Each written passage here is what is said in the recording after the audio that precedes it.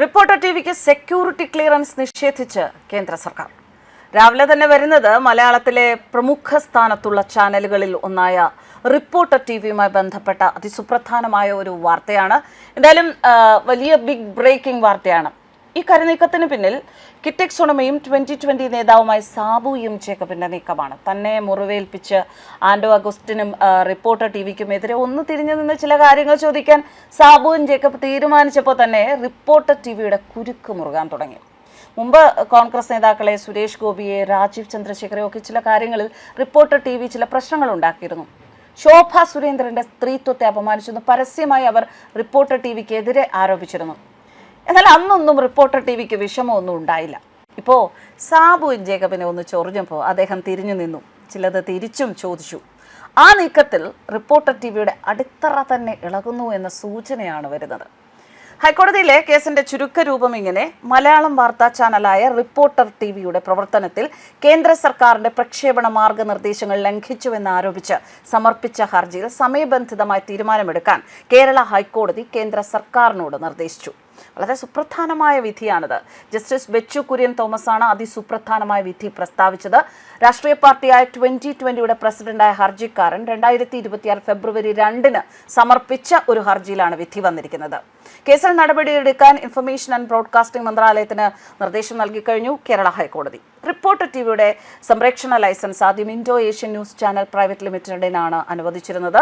കമ്പനിയുടെ ഓഹരി പങ്കാളിത്ത ഘടനയിൽ മാറ്റം വരുത്താൻ 2023 ശ്രമങ്ങൾ നടന്നതായി ഹർജിയിൽ പറയുന്നുണ്ട്. റിപ്പോർട്ടർ ബ്രോഡ്കാസ്റ്റിംഗ് കമ്പനിയുടെ മാനേജിംഗ് ഡയറക്ടർ KJ ജോസും കമ്പനിയുടെ ഓഹരി ഉടമയായ VV സാജുവും Indo Asian news channel private ലിമിറ്റഡിന്റെ നിയന്ത്രണ ഓഹരി ഏറ്റെടുക്കാൻ ശ്രമിച്ചുവെങ്കിലും ദേശീയ സുരക്ഷയുമായി ബന്ധപ്പെട്ട കാരണങ്ങൾ ചൂണ്ടിക്കാട്ടി ആഭ്യന്തര മന്ത്രാലയം സുരക്ഷാ അനുമതി നിഷേധിച്ചു എന്നും ഹർജിയിൽ പറയുന്നുണ്ട്. ഫെബ്രുവരി 2 അപേക്ഷയിൽ 9ാം പ്രതിയായ റിപ്പോർട്ടർ ടിവിയെ നിയന്ത്രിക്കുകയും കൈകാര്യം ചെയ്യുകയും ചെയ്യുന്ന Indo Asian news channel private limited മന്ത്രാലയത്തിന്റെ മുൻകൂർ അനുമതിയില്ലാതെ മറ്റൊരു സ്ഥാപനമായ റിപ്പോർട്ടർ ബ്രോഡ്കാസ്റ്റിംഗ് കമ്പനി പ്രൈവറ്റ് ലിമിറ്റഡിന് ഓഹരികൾ കൈമാറിയെന്നും ഇത് ബാധകമായ ലൈസൻസ് വ്യവസ്ഥകൾ ലംഘിക്കുന്നതാണെന്നും ആരോപിച്ചു. ചാനൽ സംപ്രേഷണം ചെയ്തതായി ആരോപിക്കപ്പെടുന്ന അപകീർത്തികരമായ ഉള്ളടക്കത്തിനെതിരെ പ്രത്യേക നിയമ നടപടികൾ ആരംഭിച്ചിട്ടുണ്ടെന്നും ഹർജിക്കാരൻ സൂചിപ്പിച്ചിട്ടുണ്ട്. ഹർജിക്കാരന്റെ വാദത്തെ തുടർന്ന് 9ാം പ്രതിക്ക് നൽകിയ സുരക്ഷാ ക്ലിയറൻസ് റദ്ദാക്കുകയും കാരണം കാണിക്കൽ നോട്ടീസ് നൽകുകയും ചെയ്യുന്നതുൾപ്പെടെയുള്ള പ്രാഥമിക നടപടികൾ ആഭ്യന്തര മന്ത്രാലയം ഇതിനകം സ്വീകരിച്ചിട്ടുണ്ട് എന്ന് വാദം കേൾക്കുന്നതിനിടെ കേന്ദ്ര സർക്കാരിന് വേണ്ടി ഹാജരായ DSGI കോടതിയെ അറിയിച്ചു. അപേക്ഷയിൽ ഉന്നയിച്ച ആരോപണങ്ങളെക്കുറിച്ച് അധികാരികൾ അവരുടെ അഭിപ്രായം തേടിയിട്ടുണ്ട് എന്നും ഇതിനകം തന്നെ മറുപടി നൽകിയിട്ടുണ്ട് എന്നും 9ാം പ്രതിയുടെ അഭിഭാഷകൻ വാദിച്ചു. ഈ സംഭവ വികാസങ്ങളൊക്കെ കണക്കിലെടുത്ത് ഈ വിഷയം ഇതിനകം തന്നെ യോഗ്യതയുള്ള അധികാരികളുടെ പരിഗണനയിലാണ് എന്നും റിട്ട് ഹർജി തീർപ്പാക്കി എന്നും കോടതി നിരീക്ഷിച്ചു.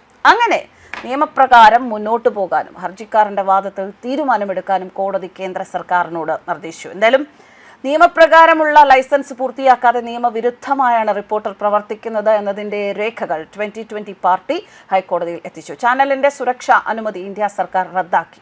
ഇനി എന്താണ് ഈ സെക്യൂരിറ്റി ക്ലിയറൻസ് എന്ന് നോക്കുക. ഒരു TV ചാനലിന് പ്രവർത്തിക്കാൻ കേന്ദ്ര സർക്കാരിന്റെ സെക്യൂരിറ്റി ക്ലിയറൻസ് വേണം. രാജ്യസുരക്ഷയുമായി ബന്ധപ്പെട്ടാണിത്. ഇതില്ലാതെ ഒരു ചാനലിനും ഇവിടെ പ്രവർത്തിക്കാൻ ആകില്ല. ഇതാണ് ഇപ്പോൾ റിപ്പോർട്ടർ ചാനലിന് നിഷേധിച്ചത്. ഇതിന്റെ കാരണം വ്യക്തമല്ല.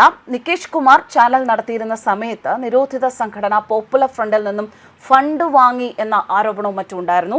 ED അന്വേഷണം നടക്കുന്നു. മാത്രമല്ല പോപ്പുലർ ഫ്രണ്ടുമായ ബന്ധം വ്യക്തമായിരുന്നു. മറ്റൊന്ന്, നികേഷ് കുമാറിൽ നിന്നും ചാനൽ നിയമപ്രകാരം ഏറ്റെടുക്കാൻ ആൻഡോ സഹോദരന്മാർക്ക് സാധിച്ചിട്ടില്ല. ആദ്യഘട്ടത്തിൽ നൽകിയ അപേക്ഷകൾ കേന്ദ്ര സർക്കാർ നിഷേധിച്ചിരുന്നു. ആൻഡോ സഹോദരന്മാരുടെ മരം കൊള്ള കേസും മറ്റും ഷെയർ കൈമാറ്റത്തെ എതിർക്കാൻ കാരണമായി എന്ന് പറയുന്നു. തുടർന്ന് ആൻഡോയുടെ ഭാര്യ പിതാവ് അങ്ങനെ പല പേരിലേക്കും ചാനൽ ഏറ്റെടുക്കാൻ നടത്തിയ നീക്കവും കേന്ദ്ര സർക്കാർ മരവിപ്പിച്ചു. സെക്യൂരിറ്റി ക്ലിയറൻസ് ഇല്ലാത്തതാണ് വിഷയം. ഇനി കേന്ദ്ര സർക്കാർ 2 മാസത്തിനകം നടപടിയെടുക്കണം. ന്യൂസ് ഡെസ്ക് കർമ്മ ന്യൂസ്.